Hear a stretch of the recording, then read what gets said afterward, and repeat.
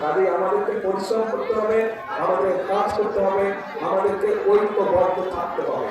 আমরা যদি ঐক্যবদ্ধ থাকি, আমাদের কাজ করে, আমাদের পরিশ্রম করে, ইনশাআল্লাহ ধীরে ধীরে আমরা আমাদের সেই প্রত্যাশিত বাংলাদেশকে গড়ে তুলতে সক্ষম হব। এই একসাথে আমরা কাজ করবো,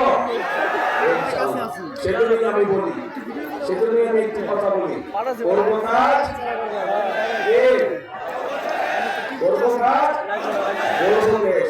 সবার আগে রাইট, সবার আগে বাংলাদেশ। কাজে সেই বাংলাদেশকে যদি গড়ে তুলতে হয়, তাহলে আমাদেরকে একসাথে থাকতে হবে, আমাদেরকে সঠিক লোককে ভোট দিয়ে জয়যুক্ত করতে হবে, যাতে তারা আপনাদের সমস্যার সমাধান করতে পারে, এলাকার মানুষের সমস্যা করতে পারে, এলাকার সমস্যার সমাধান করতে পারে।